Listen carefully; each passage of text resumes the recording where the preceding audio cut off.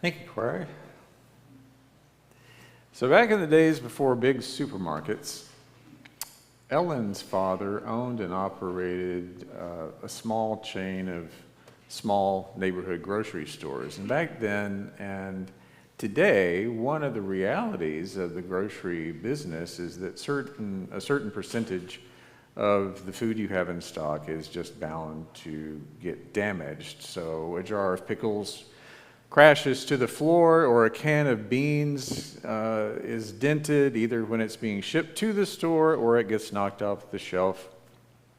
And a dented can, or a can that's missing a label, is something the grocer cannot sell. A customer might not buy it because they might assume something more sinister may be wrong with it on the inside. If a can of beans is dented, many people believe it might even be dangerous to eat. Probably not, but also if the label falls off, it's impossible to tell what's inside, obviously. Dented and missing label cans, they just don't belong. Something's happened to them, we're wary of them, and we avoid them. Being a thrifty kind of guy who hated to see anything go to waste, every day Ellen's dad would bring home cans that were dented or missing their labels or both.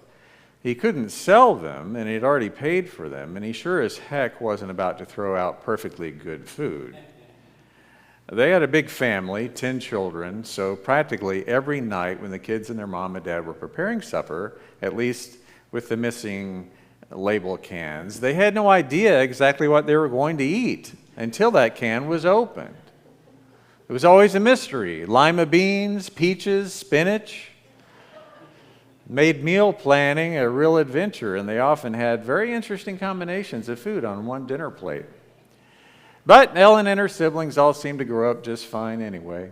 They were never adversely affected by their childhood of dented or mystery cans. So that's a charming and quaint story for her family to tell.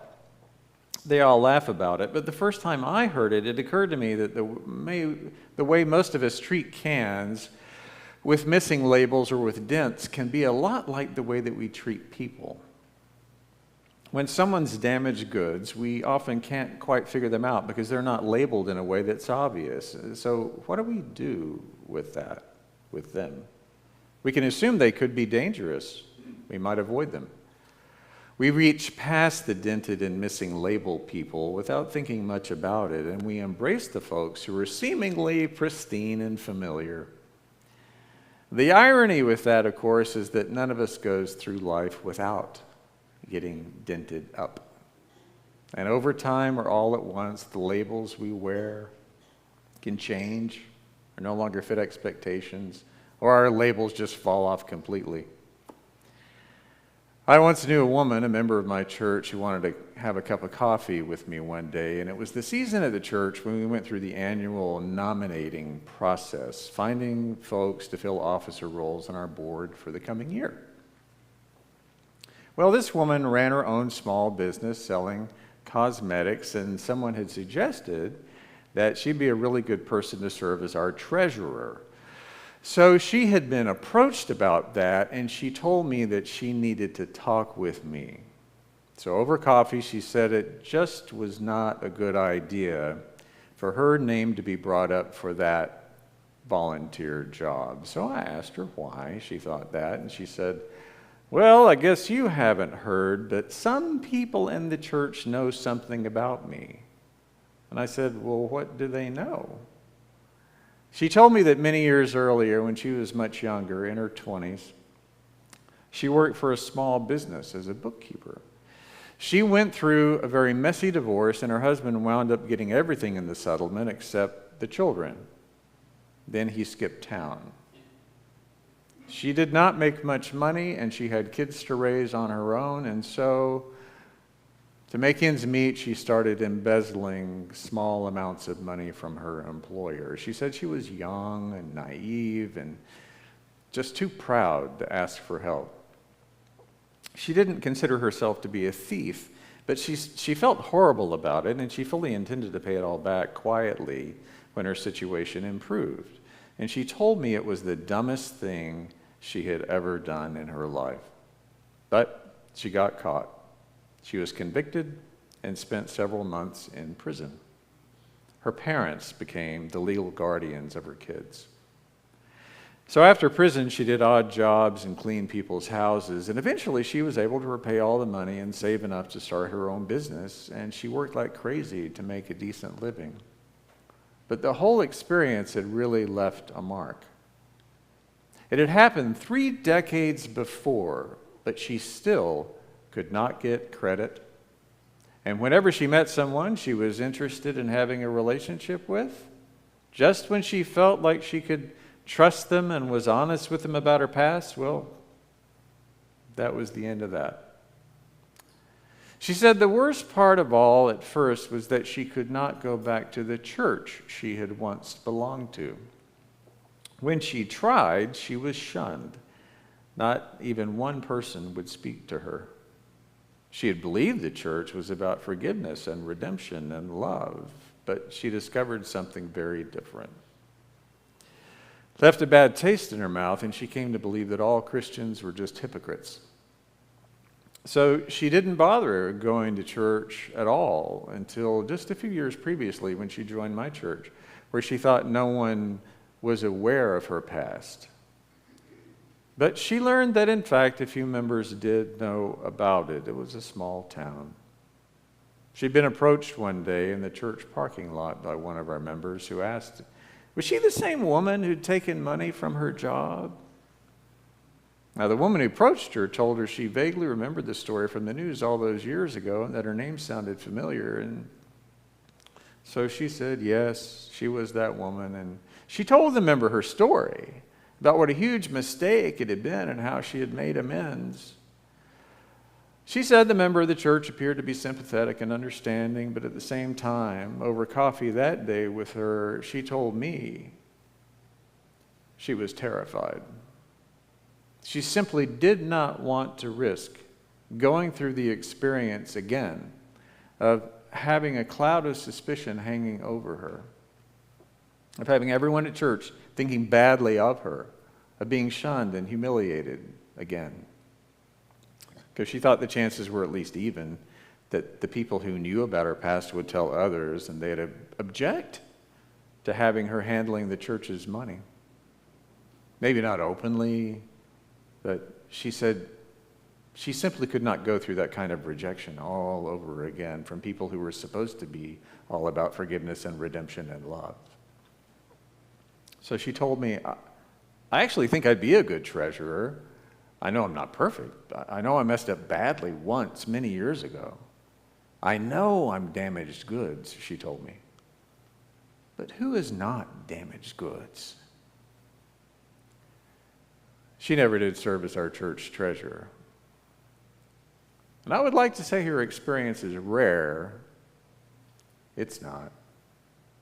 Even in the church, people who've been dented by life, people whose labels are missing, can be ignored, unwelcomed, not trusted.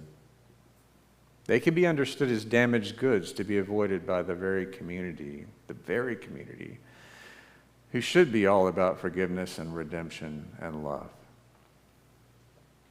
It's a lot like Zacchaeus. And here's where we need to remember that gospel stories like his were remembered and they were recorded for a reason.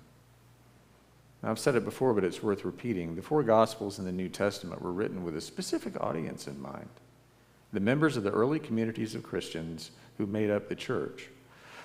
And the stories that are told in the Gospels are not there at random.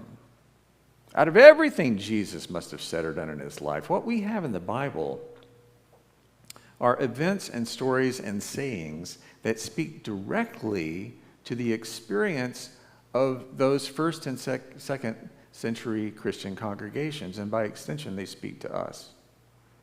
The Gospels don't merely tell us about the life of Jesus, they describe how we're supposed to behave individually and as a group.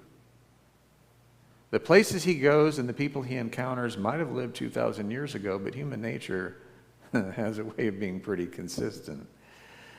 Now, in the case of Zacchaeus, we have a man who belongs to a community, but because of the kind of work he does, he's a total outsider. Tax collectors Well, they did the dirty work of making sure the powers that be had the means to be in power. If he was like a typical tax collector, Zacchaeus would have collected taxes both for maintaining the temple in Jerusalem and all the people who worked there, as well as taxes for the Roman Empire, which occupied their country and built roads and aqueducts and kept law and order. So, both religious taxes and civic taxes. Then as now, no one liked paying taxes, and these people truly were overtaxed as best we know, so the local tax collector was not exactly everyone's favorite person. And because he took people's money for the Romans, especially, Zacchaeus was considered a sinner. In the eyes of the average person, the Romans were heathen bullies, bent on destroying their way of life. So Zacchaeus, well, he just would have been ostracized and not welcome at church. He could not go to worship in the synagogue even if he tried. Not only that, overcharging and taking money off the top for yourself was a common practice among tax collectors. They apparently did not earn much of a salary, and if you had to live among people who hated your guts anyway, it was just understood that part of your pay included a commission, so to speak, so that you could at least live comfortably compared to the rest of your neighbors who hated your guts. To be compensated in a way seemed to offset the cost of being despised. But then Jesus comes to town one day, and not just any town, but Jericho, which was a big city by ancient standards, a major crossroads on caravan routes.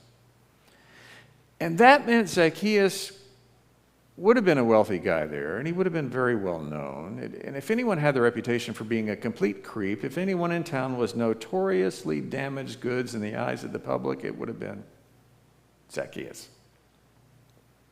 Now, by this time, Jesus had gained a following, and as he comes through town, a crowd gathers, follows him around, and what they expect out of Jesus is probably what they'd heard he'd been up to everywhere else, some mind-blowing teaching and healing sick people and offering a word of encouragement and hope in a world where there's often just fear and injustice. And one of those very symbols of injustice, Zacchaeus has scrambled up a tree to get a better look at Jesus. He's just as curious about Jesus as anyone else is, and he's well known enough that Jesus recognizes him and calls him by name. Zacchaeus, come on down from that tree. I'm eating at your place tonight. Now, eating at someone's home, then and now, but especially then, was more than just sharing a friendly meal. It was a strong symbol of belonging and acceptance, both ways. Sharing a meal in the ancient world meant that you respected and cared about the person you were dining with. It meant you considered them to be like your family, which blew Zacchaeus away. Among the people he lived with, he was not just a dented can. He wasn't just missing a label. He was much more than damaged goods. His reputation could never be cleaned up, at least in their eyes. But then here was Jesus saying, I respect you and I love you. I accept you and I care about you. I consider you to be family. You are a child of Abraham, just like me, and I'm going to treat you that way. And Zacchaeus is so overcome by this incredible gesture of welcome, he promises to do all kinds of crazy things. He's going to give half his money to the poor. He's going to build a hospital for sick children. He's going to buy everyone in town a new Lincoln Continental. He's going to repay everyone who he's ever overtaxed, which is probably literally everyone, 4 times what he's overcharged. He's crazy with joy at finally being accepted, all because Jesus says, we belong together. We're on the same team. I don't care if you're dented up or your label's missing. You're good enough for me, and that means you're good with God. So what the early church needed to know from this story, and what we need to know, is that when we are really honest with ourselves, we are all dented cans with missing or torn labels.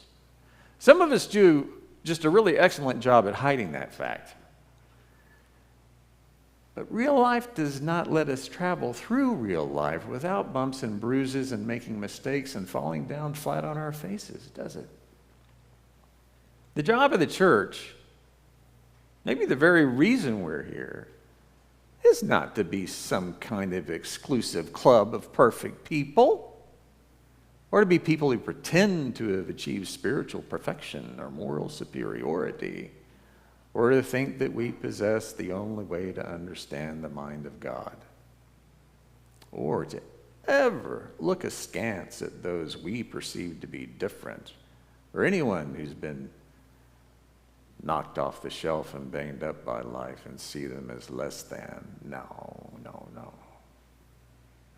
Not only would that be a very boring place to belong, it would not be the church Jesus calls us to be.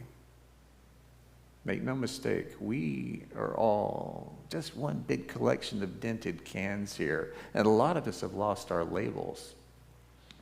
But to God,